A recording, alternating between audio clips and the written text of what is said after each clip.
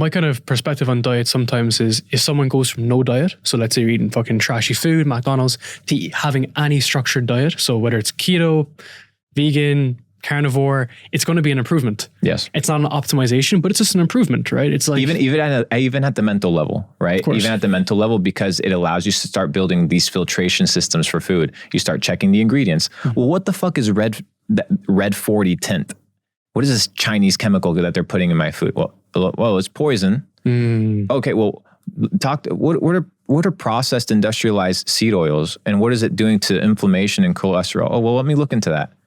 Well, I have none of this on my plant-based raw food diet, so now I start feeling really good. I'm like, oh, whoa, I don't have brain fog anymore. So maybe I'm not stupid. Maybe I don't have ADHD. Maybe I'm just poisoned.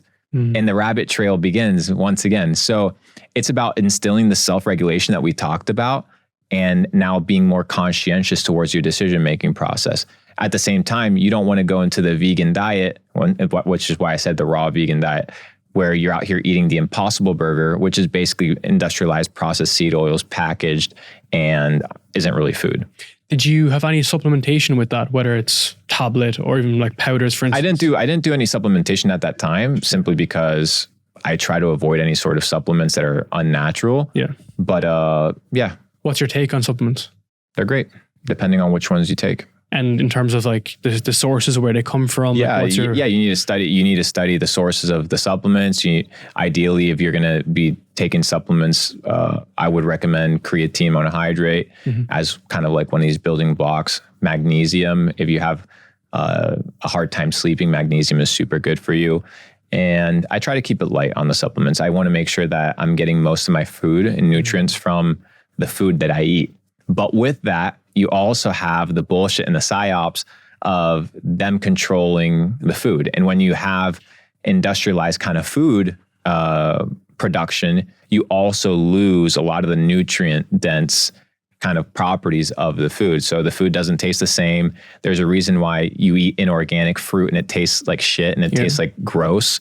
It's because it's not really fruit. It's just industrialized, chemicalized, genetically modified food. And I think that most people overeat. Most people eat shit. Most people think that something's wrong with them when in reality they're just poisoned.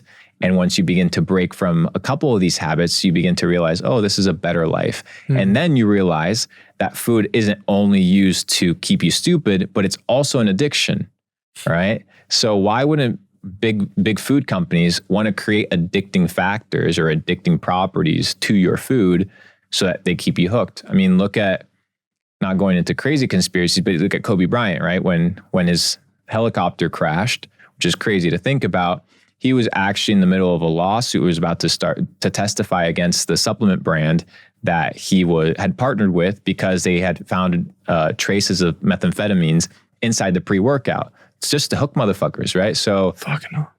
He died, but I don't know if he died for that. Who knows, right? Maybe the 20-year pilot just lost experience that one day, it just made no sense. But they're poisoning your food, not only to fuck you, but also to keep you in the rat race of addiction. Talk me through how you stay on track with your food when you're traveling, because like even for me, like, no seed oils, brother. But how do you, not necessarily how do you know, but where do you eat? How do you eat? Because even for me, like in like a bodybuilding diet, which would still have a lot of fruit and veg, it's very difficult to be able to even like find it, right? Without yakking up a shit ton of like oil or fats or carbs. Very difficult traveling. It's funny. I brought a suitcase with me full of food. Man, same. Yeah, dude. Obviously, like, same obviously most people can't do that. I get it. But I just went to my local grocery store, figured out organic things that can actually have a 30-day, 60-day shelf life. Brought organic raw cheese. It's in my fridge. I know it sounds crazy and mental, but I feel fucking good. Yeah. Better than me walking into one of these places that have genetically modified bullshit seed oil food that is going to make me feel like shit. So I stick to pretty clean diet across the board, even when I'm traveling.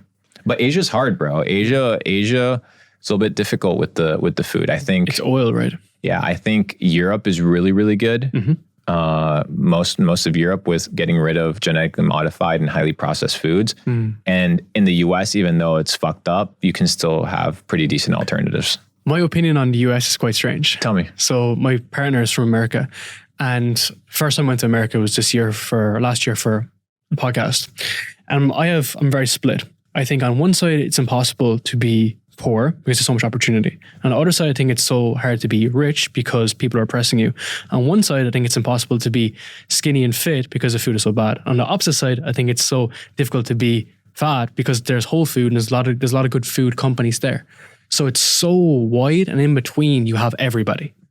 You have choice. You have a lot of choice in the US, but people obviously go to the path of least resistance. So what I've come to realize, you look at the food companies that kind of operate in the US ecosystem, and it's controlled by 4 or 5 big conglomerates. You have Nestle, you have a couple companies that kind of run the entire game. So they give you the freedom or the illusion of freedom of choice that look how many chip options there are.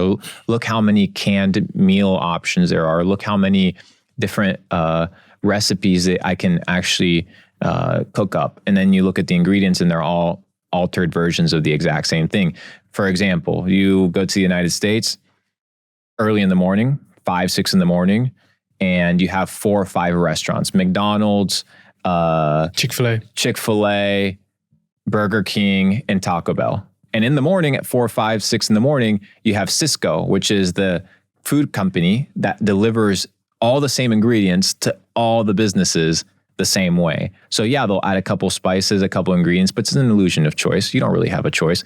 In order to have choice, you need to make real decisions, right? You need to actually choose what you're going to eat and determine that. But once you take away that masquerade of the logo, the ingredients are the same thing from the same manufacturer.